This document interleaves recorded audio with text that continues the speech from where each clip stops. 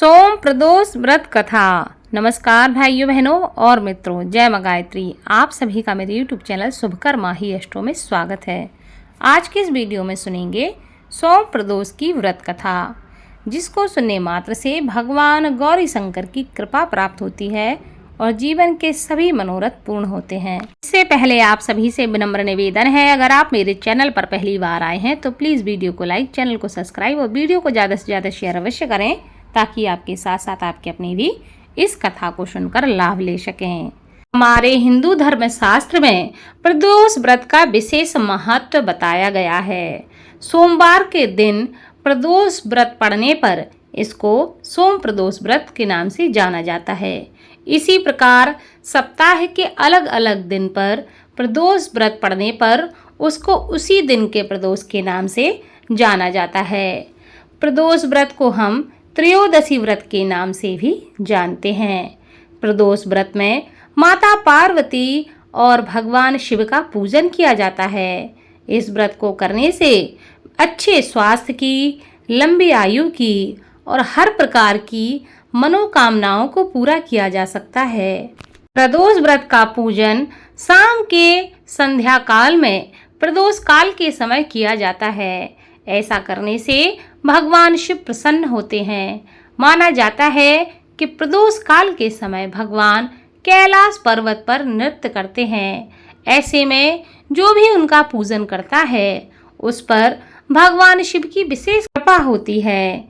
हिंदू धर्म में सभी व्रत और त्योहार के पीछे कोई ना कोई पौराणिक महत्व और कथा होती है। पौराणिक कथा के अनुसार एक गांव में एक ब्राह्मणी रहती थी। उसके पति का स्वर्गवास हो गया था, इसलिए वह अपना जीवन यापन करने के लिए अपने बेटे के साथ अकेले रहती थी। अपनी गुजर बसर करने के लिए वह प्रतिदिन भिक्षा मांगने का कार्य करती थी।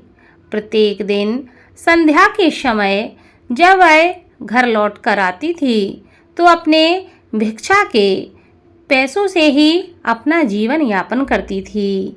प्रत्येक दिन वह यही करती थी। प्रत्येक दिन की तरह आज भी वह भिक्षा मांगने के लिए घर से निकली और शाम को जब वह लौट रही थी तो वह देखती है कि नदी के किनारे एक बहुत ही सुंदर सा बालक लेटा हुआ है।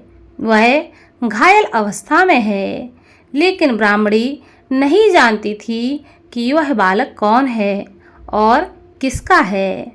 कथा के अनुसार उस बालक का नाम धर्मगुप्त था और वह विदर्भ देश का राजकुमार था।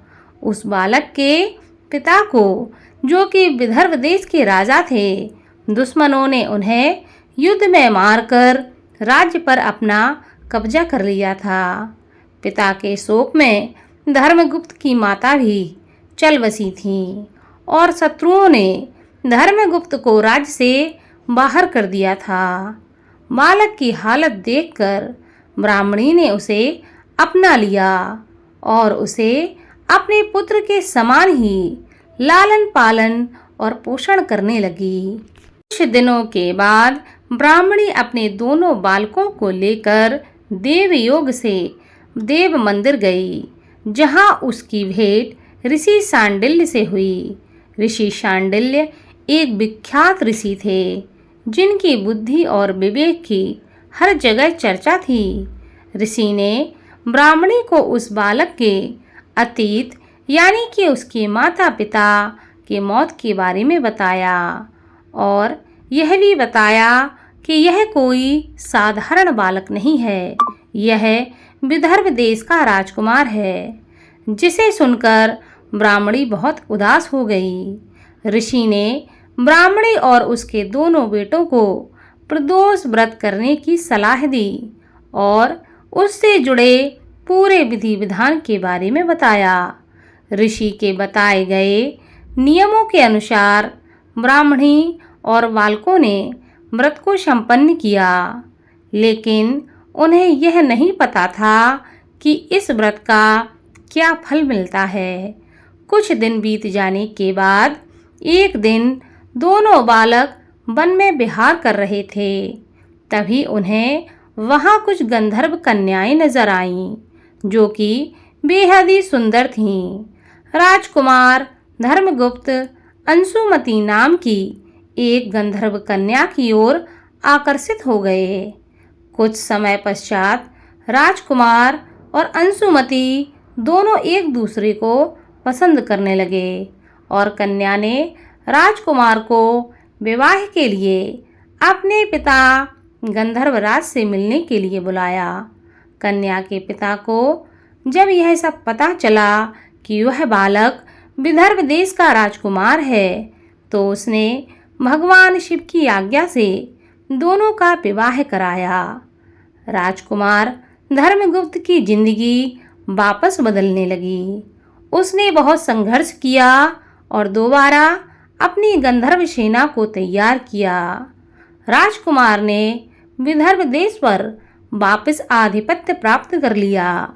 कुछ समय बाद उसे यह मालूम हुआ कि बीते समय में जो कुछ भी उसे हासिल हुआ है वह ब्राह्मणी और राजकुमार धर्मगुप्त के द्वारा किए गए प्रदोष व्रत का फल था।